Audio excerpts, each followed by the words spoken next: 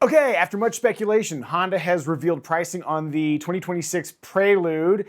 Quick reminder, the Prelude is a Civic-based vehicle. It's a coupe. It's got a Type R derived suspension. And so there was a lot of questions. Oh gosh, how much is this thing gonna cost? And the answer is 42 grand plus $1,195 in destination charges.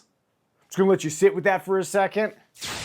As you begin furiously typing why that number enrages you in the comment section, I'm going to dive into two reasons why I think the pricing for the Prelude is actually pretty reasonable, and then one reason why it's very unreasonable. Okay, stick with me. Here's why the Prelude's pricing is reasonable. Inflation. We actually just covered this in our recent Bronco Strop two-door video, but the question was like, geez, have Bronco prices gotten out of hand? They seem really, really expensive. And so one of the exercises that I've done recently is use the Ford Bronco that we bought in 2021 and then compare what does that look like now in terms of price. In fact, let's just look at the numbers. Let's see, it was $46,760, including destination charges when we bought it in 2021. And then for the 2026 model year with destination, roughly the same build, as close as you can get it, that's more than $9,000 increase for Bronco prices. Where is this going and how does this relate to Prelude? Inflation has also affected the price of Hondas. So a really interesting point of comparison is, let's say, the 2001 Honda Prelude. That was the last year that Honda sold the Prelude in America. In 2001, a base Honda Prelude with a 5-speed manual transmission cost $23,600. Let's go to the inflation calculator and see what that means in modern bucks. Oh, hey, that's actually more expensive than the new Prelude's asking price. Incidentally, while I was on Honda's media page, I was surprised to learn that the automatic transmission in a 2001 Prelude was a 4-speed.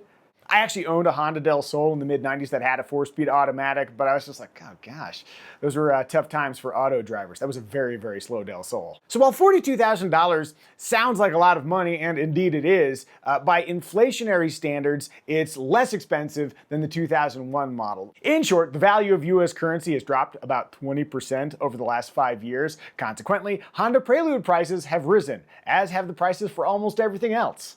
Don't know why I'm smiling, that's not a good thing. Moving to reason 2 why Honda Prelude prices are completely reasonable, it's a mono-spec car. So when you see $42,000, like most vehicles, you think, oh, well, that's where it starts, but it goes up from there for the one you actually want. That's not how the Prelude is spec'd. It's basically a single array of features, and that's the one you get. You get to choose your color, and that's pretty much it. In fact, I'm gonna look at the, okay, you got heated leather-trimmed front seats with that perforated houndstooth pattern, very fetching. You got your 19-inch wheels, you got your Brembo front brakes, adaptive dampers, which are derived from the Type R. We got a 10.2-inch digital gauge cluster, 9-inch screen. There's Bose audio, and then we also have your Honda Sensing suite of active driver assist technology. Basically, all the things you'd want in a coupe, although there aren't power seats, which I think they probably omitted those for speedier access to the tiny rear seats, but whatever. It's a very well-equipped car, and that partially explains that $42,000 asking price. Once again, $42,000 for a Prelude is a lot of dollars for a Prelude, but it's a well-equipped $42,000. And now, one big reason why the Honda Prelude is overpriced.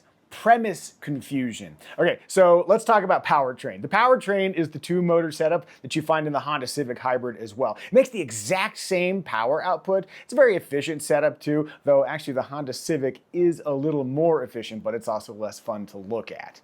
I actually reviewed the Honda Civic Hybrid not that long ago with my wife and kiddo and really liked the powertrain. It feels like strong and it doesn't have that desperation high engine rev thing. Nah, this is just like a kind of a punchy, speedy reacting, plenty powerful but very efficient powertrain. So I really liked it there. And then some outlet in Japan said that the 0 to 60 time for the new Honda Prelude was going to be like 9 seconds based on their testing. And I'll be honest, I haven't done a deep dive into how they figured out that, oh yeah, 9 seconds is the number. But then Honda clapped back with, no, it's actually going to be closer to what the Civic Hybrid's 0 to 60 time should be, which is in the low 6-second range. So there's speculation and there's controversy as to how quick the Prelude is.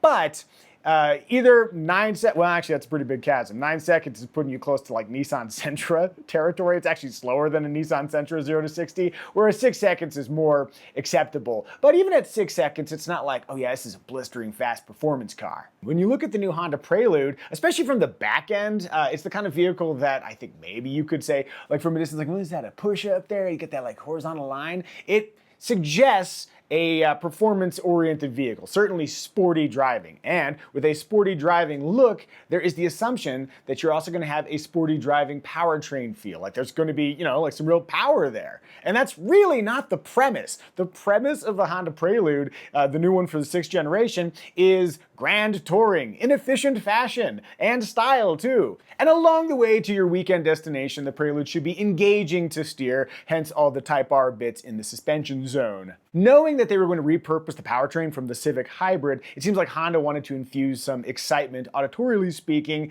with the S Plus shift system. So it kind of creates the illusion of having gears, even though the powertrain has no gears, which is doubly funny because you got paddle shifters, so you can kind of go to preset engine speeds, which kind of create the approximation of having gears. So it's like they wanted to infuse some of that, manual vehicle excitement into a vehicle that is very much not a manual, and maybe not ultimately the fastest vehicle, but it sounds kind of exciting. Thrills. Explicitly restating the Prelude premise, it is an efficient grand touring coupe with occasional use back seats and enough room for luggage for a weekend getaway. And as a guy who spent plenty of time on racetracks but doesn't really feel the compulsion to bring that into my daily driving world, I can kind of see the point. Like, okay, yeah, let's go have an adventure, but I'll save the ass hauling for a closed course environment. To me, the new Honda Prelude is a stage-of-life car. It's a spunky but not riotously fast coupe that's cool-looking, well-equipped, and has enough luggage space for a weekend getaway with me and my lady. As a middle-aged dude, I'm open to the Prelude's grand touring hybrid premise, but it seems like, based on early reactions, many people are not. All of that raises the question then, if the Prelude isn't the answer, what else is? So the only other hybrid coupe I can think of would be the Lexus LC, and they canceled it after the 2025 model year. Can you name another hybrid coupe that's in roughly the same space? And don't say Porsche 911, that's kind of another stratosphere. Let's see, alternatives. An interesting one might be, let's say, well, Miata's always a really good answer. You can certainly get a Miata for a lot less than $42,000. You can even get that RF if you wanted with the retractable hardtop. Toyota GR86 is another interesting option. And, if you wanted to keep it under the $42,000 Prelude price, you could still get that cool Yuzu version with that delicious yellow paint job. Sure love that.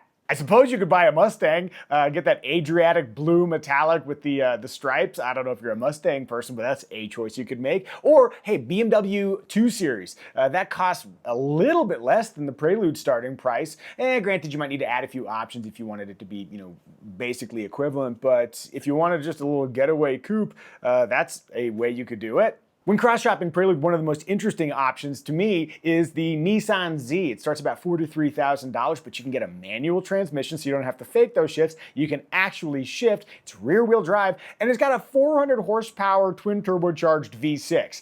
If you want performance at roughly the same price, the Z is going to be much more satisfying. But that does raise a point, though. When was the last time you saw a Z?